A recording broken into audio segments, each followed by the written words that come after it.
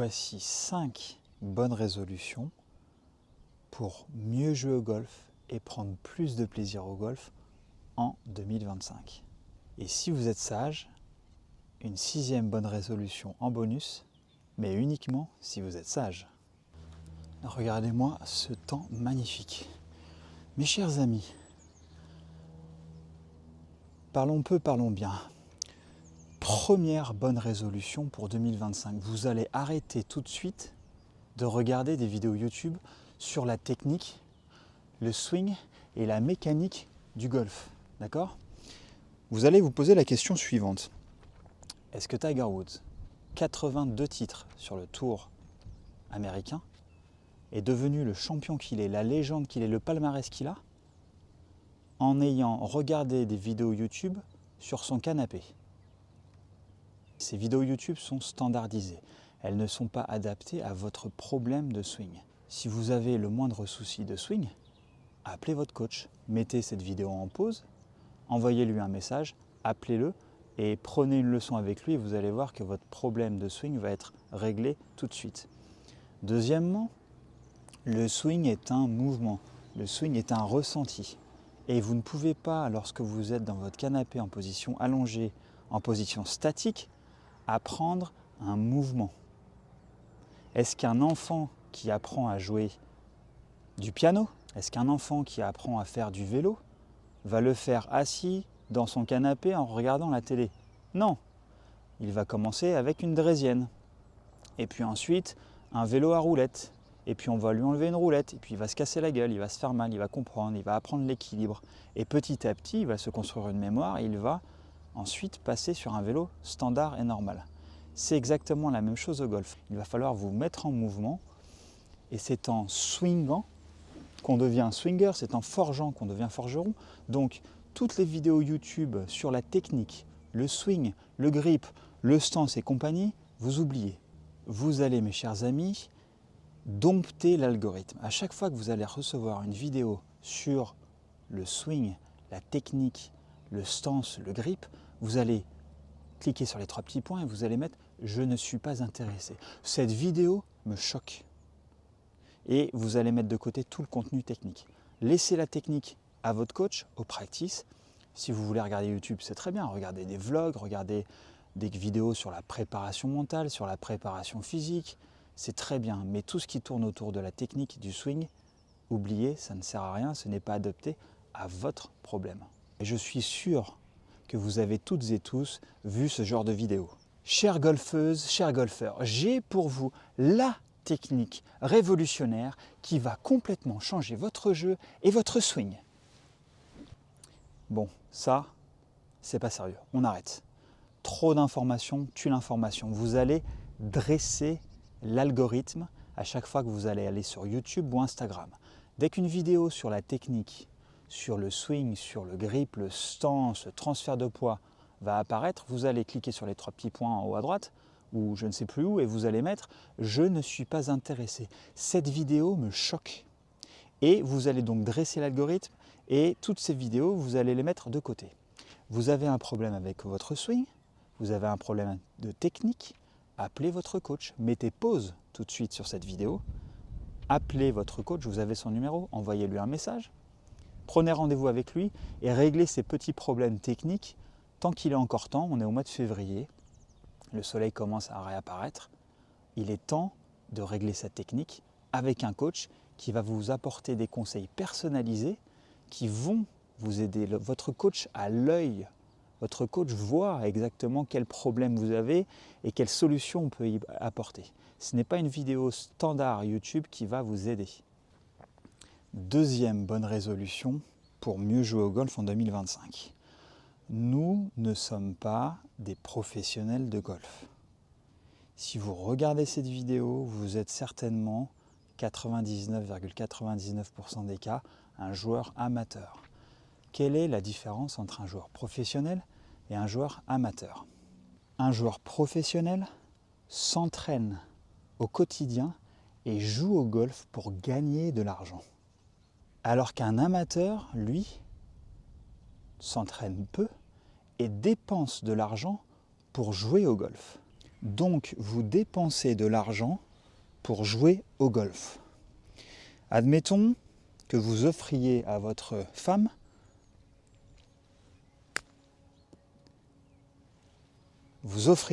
je disais, un soin spa, un petit massage thaïlandais, un soin du visage. Est-ce qu'elle va ressortir de ce soin frustrée, énervée, comme vous sortez du golf frustré et énervé? Non, il y a une dépense d'argent. On a travaillé pour gagner de l'argent, on dépense de l'argent pour jouer au golf. Il faut que ça nous procure donc du plaisir.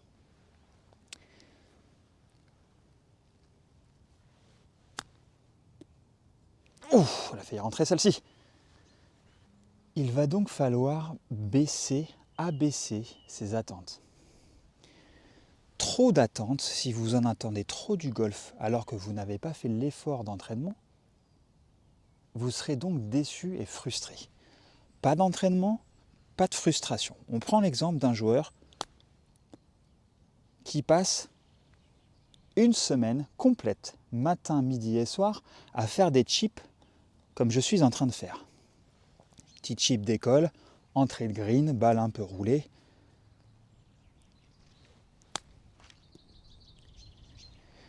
Et il se retrouve la semaine suivante dans une compétition officielle.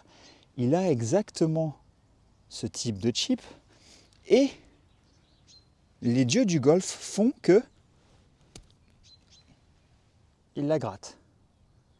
Il la gratte ou alors il la tape et la balle fuit le trou. Est-ce qu'il va être frustré? Il a travaillé pendant une semaine complète, il s'est entraîné pendant une semaine complète à pratiquer ce genre de chip. Il est donc tout à fait normal qu'il soit frustré. La question qu'il faut vous poser, c'est est-ce que vous vous êtes entraîné cet hiver? Est-ce que vous êtes entraîné au drive, au putting, au chipping? Vous ne vous êtes pas entraîné? Vous ne serez donc pas déçu, puisqu'il n'y a pas eu entraînement. Pas d'entraînement, pas de frustration, pas d'entraînement, pas de déception. Si vous en attendez beaucoup du golf, vous allez être extrêmement tendu, vous allez être sous pression. Je vous le rappelle, la pression, ça ne se subit pas, la pression, ça se boit au clubhouse au moment du 19e trou. Votre cerveau, en étant tendu, en attendant trop, va envoyer un message de frustration et de pression à vos muscles et vous allez être donc tendu. Le plus vous serez tendu, le moins vous swingerez d'une manière libre, tranquille, relâchée, et donc moins les résultats seront bons. C'est en swingant d'une manière relâchée et détendue qu'on a un meilleur contact de balle et qu'on améliore son jeu de golf. Est-ce qu'un joueur de golf débutant qui commence tout juste le golf en février 2025 va avoir pour objectif de devenir 5 d'handicap en septembre 2025? C'est peut-être un objectif qu'il s'est fixé, mais techniquement, c'est extrêmement difficile. Il faut donc abaisser ses attentes tout en gardant l'espoir. Votre jour de gloire, votre heure de gloire viendra. Gardez l'espoir et gardez en tête que le prochain coup de golf est peut-être le coup de votre vie. Troisième bonne résolution pour 2025, j'arrête de me comparer aux autres.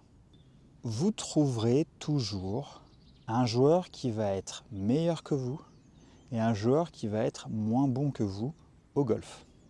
Un joueur qui va driver mieux et plus loin que vous. Un joueur qui va putter mieux que vous. Un joueur qui va chipper mieux que vous. Et inversement, vous trouverez toujours quelqu'un qui va rater plus de coups que vous. Qui va rater des approches, des sorties de bunker. Qui va envoyer son drive dans les bois. La seule personne qui n'est pas meilleur joueur que lui est le numéro 1 mondial de golf. Mais tous les autres joueurs, qu'ils soient professionnels ou amateurs, ont toujours un joueur moins bon qu'eux ou un joueur meilleur qu'eux. Un très joli swing peut donner de très mauvais résultats. Et inversement, un swing très moche peut apporter un très bon résultat. Vous l'aurez compris, le golf n'est pas un sport de comparaison. Il faut se comparer soi-même aux joueurs qu'on était la saison précédente. Qu'est-ce que j'ai fait qui a fonctionné la saison précédente et qu'est-ce que je n'ai pas eu le temps de faire ou que je n'ai pas fait? Le golf est avant tout un combat avec soi-même. Il s'agit de faire discuter son ego avec son alter-ego afin que ces deux entités trouvent un accord, une solution. Rappelez-vous que l'ego est le plus grand des illusionnistes. Le golf est donc avant tout un art, l'art de la maîtrise de soi-même, la maîtrise de l'ego, de son ego, et c'est un combat entre soi-même et les éléments. C'est un combat entre soi-même et cette petite balle blanche. Et c'est un combat entre soi-même et les éléments. Le rough, les greens, les bunkers, les hors-limites, les pentes. Il va donc falloir apprendre en 2025 à se détendre, se relâcher et se dire que tout va bien dans le meilleur des mondes. Il y a de légères différences entre la vie et le golf. Dans la vie, nous allons affronter les problèmes. Nous allons trouver une solution à ces problèmes le plus vite possible pour être tranquille, serein pour une période et jusqu'au moment où de nouveaux problèmes vont arriver. Au golf, nous allons travailler d'une manière différente. Au golf, nous allons faire en sorte d'éviter les problèmes. Nous allons contourner les problèmes qui se situent sur le parcours, les bunkers, les hors-limites, les pièces d'eau, les approches difficiles.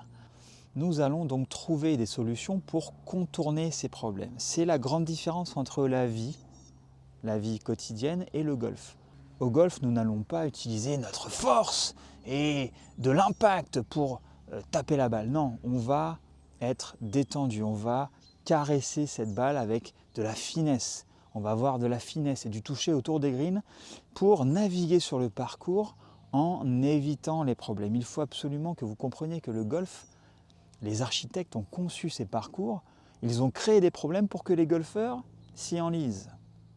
Il va donc falloir éviter ces problèmes et trouver des stratégies pour contourner ces problèmes. Donc, troisième bonne résolution, le golf est un combat contre soi-même et un combat contre les éléments. Ce n'est pas un combat contre les autres golfeurs. Vous pouvez tout à fait jouer bien mieux que le golfeur numéro 1 mondial et sur un trou en particulier, vous pouvez le battre. C'est la magie du golf. Rappelez-vous donc, arrêtez de vous comparer aux autres, comparez-vous à vous-même et au golfeur que vous étiez hier ou au golfeur que vous étiez la saison dernière. Quatrième bonne résolution de 2025. Vous allez swinguer au naturel. Je m'explique. Il y a deux types de swing dans la vie. Le premier est le swing qui fait mal et le second swing, c'est le swing qui ne fait pas mal, c'est le swing naturel. Le premier swing est lui un swing qui est forcé, un swing qui ne vous correspond pas. Vous avez un swing plutôt vertical et on vous demande de swinger à l'horizontale. Ou alors vous avez un plan de swing plutôt horizontal et on va vous demander de swinger plutôt vertical. Ça va être inconfortable. Et puis vous allez essayer de taper fort, parce que vous avez vu ça sur les highlights du PGA Tour. Vous allez donc très rapidement avoir mal au dos, avoir mal au coude et certainement aussi avoir mal à la nuque. Ça, c'est le swing qui fait mal, c'est le swing qui n'est pas naturel. Le swing naturel, lui, est le swing avec lequel vous êtes né. Chaque golfeur a un swing qui est unique et qui lui est propre. Il y a donc autant de swings sur cette planète qu'il y a de golfeurs. Ce swing naturel va t'entraîner un effet qui va être naturel.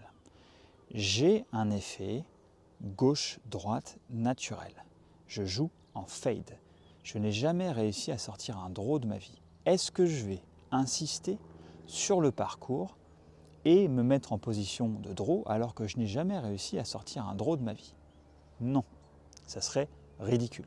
Cet effet naturel, vous allez l'apprivoiser, vous allez le dompter et vous allez le maîtriser et vous allez ensuite l'apporter, ce swing et cet effet naturel sur le parcours et vous allez vous positionner sur le parcours pour faire en sorte que votre swing naturel qui produit un effet naturel envoie cette petite balle en plein milieu des greens et en plein milieu des fairways. Et enfin, 5e bonne résolution pour 2025, vous allez être tolérant avec vous-même. Soyez attentif quelques instants à la manière avec laquelle vous vous parlez lorsque vous êtes sur le parcours. Je suis sûr que vous êtes extrêmement critique avec vous-même lorsque vous allez jouer au golf, ne serait-ce qu'en partie amicale ou même en partie officielle, en compétition officielle. Prenez donc quelques instants pour réfléchir et être attentif à la manière avec laquelle vous vous parlez. Oh là là là là, c'est quoi ce chip là? À mon avis, je vais le foirer. Pourquoi je me suis mis là? J'ai encore raté cette approche. Bien trop long, alors que le drapeau est entrée de green. Bon là, c'est gras. Allez, je vais quand même essayer, mais bon, honnêtement, vu que je suis une merde, ça va être compliqué. Ah putain, c'est parti trop loin, merde. Allez hop, je ressors du green. Allez, c'est reparti. Imaginez un instant que je partage votre partie et que je vous parle exactement de la même manière avec laquelle vous vous parlez. À mon avis, de là où t'es mon ami, avec un putt comme ça en descente, ça sent le 3 putt. Enfin, je dis ça mais je dis rien. Bon, tu vas la fermer toi ou quoi?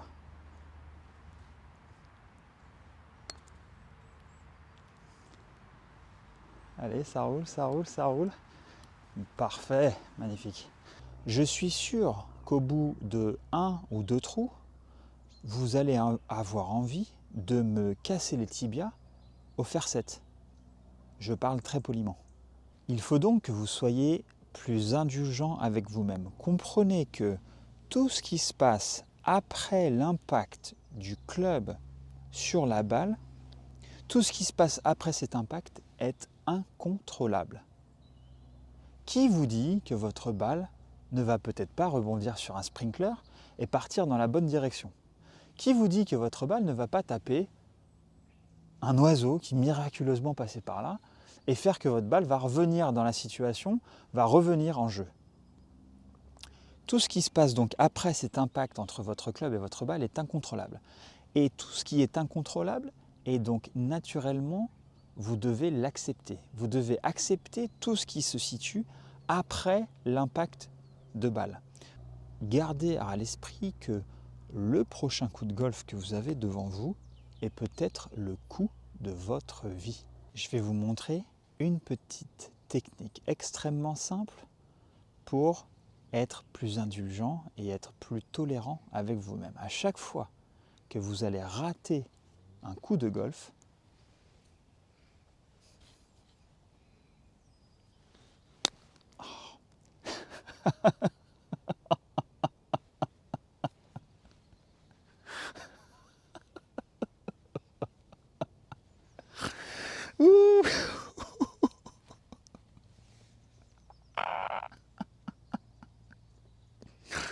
oh là là, la quiche! Donc à chaque fois que vous allez rater un coup de golf, vous allez rire. Le rire entraîne des vibrations positives dans votre corps, envoie un message positif à votre cerveau et vous allez voir que vous allez être détendu. Vous avez raté un coup de golf et alors? Est-ce que vous jouez votre vie sur ce coup de golf? Je pense que pour 99% d'entre vous, non. Alors pourquoi être frustré? Pourquoi être énervé? Pourquoi être aussi difficile avec soi-même? Soyons tranquilles, soyons détentes, c'est tout l'objectif de cette chaîne, mes chers amis. Petit bonus pour vous les amis, 6e bonne résolution de 2025, lorsque j'attaque les greens, j'attaque toujours le cœur de green. Les drapeaux changent de position toutes les semaines. Le cœur de green, lui, ne change jamais de position. Le cœur de green, le centre du green restera toujours au même endroit. Et donc pour me simplifier la vie, au lieu d'aller attaquer les drapeaux qui sont dans des positions difficiles, je vais me concentrer sur le cœur du green. Je ne vise en 2025 que le cœur du green.